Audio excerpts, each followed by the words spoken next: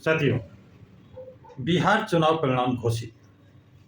अप्रत्याशित रिजल्ट आया, चौंकाने वाला रिजल्ट।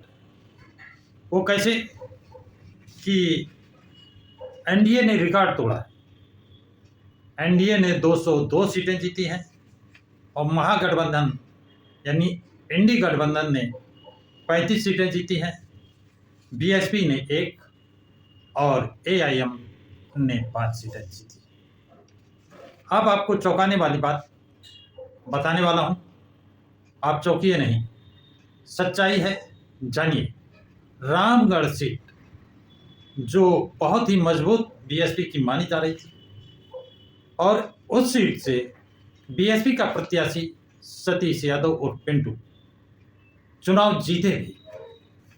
दूसरे नंबर पर वहां पर जो कैंडिडेट था वो था बीजेपी का अशोक कुमार।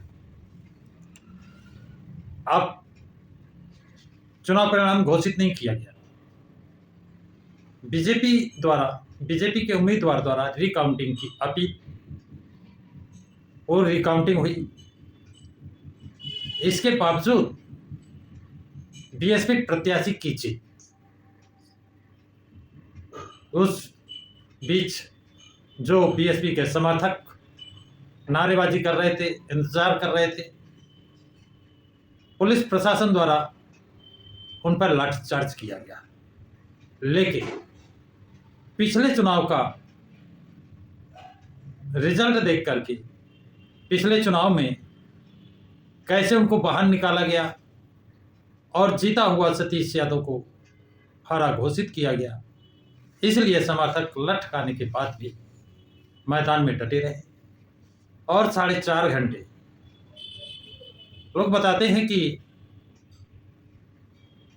तीसरे नंबर पर जो आरजेडी का उम्मीदवार था उसने भी रिकाउंटिंग कराई। ये बहुत बड़ी बात बताते हैं। तीसरे नंबर को रिकाउंटिंग कराने का एक रिकॉर्ड हुआ और कुछ लोगों का तो कहना है कि 3-4 बार रिकाउंटिंग हुई है। लेकिन अंतोगत्वा अंत में बीएसपी प्रत्याशी सतीश कुमार और पिंटू यादव को जीत का प्रमाण पत्र देना ही पड़ा, अन्यथा बीएसपी का खाता शून्य रह जाता। बीएसपी का खाता शून्य करने के लिए ऐसा लगता है बहुत प्रयास किए गए। ये पहला रिकॉर्ड है कि इतनी देर और इतनी बार रिकाउंटिंग, एक रिकॉर्ड कायम हुआ है। लेकिन चौंकाने वाली बात एक और है कि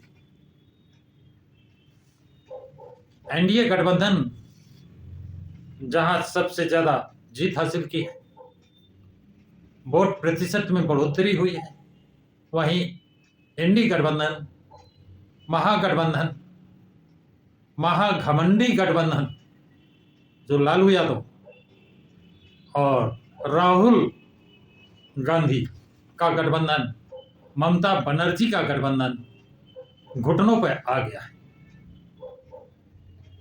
वहां पर जो स्थिति महागठबंधन की हुई है वो बड़ी ही शर्मसार है, करने वाली है। क्योंकि लालू यादव, तेजस्वी यादव, राहुल गांधी, इनको मुस्लिम वोट नहीं चाहिए, इनको शेड्यूल वोट नहीं चाहिए, अनुसूचित जाति, अनुसूचित जनजाति के लीडर नहीं चाहिए, मुस्लिम लीडर नहीं चाहिए, इनको सिर्फ उनका वोट चाहिए। इसलिए और लालू यादव की सरकार में कितने नरसंहार हुए हैं, किन जातियों का नरसंहार हुआ है, वह है अनुसूचित जाति, अनुसूचित जनजाति और मुस्लिम समाज के। और इसी का फायदा एनडीए गठबंधन को मिला है। क्योंकि लालू यादव, आपको याद होगा जब बम्बई में, महाराष्ट्र में इंडिया गठबंधन की मीटिंग हुई, वहां लालू यादव कह रहे हैं मायावती को बुलाया किसने? अपमानित करना इसलिए कि मायावती अनुसूचित जाति की है। मायावती एक राष्ट्रीय पार्टी की राष्ट्रीय अध्यक्ष है और फिर भी लालू यादव ने अपमानित किया।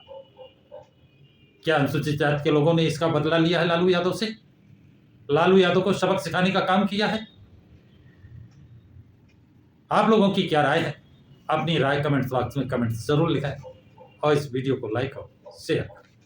प्रकाश के राज चैनल को सब्सक्राइब करें।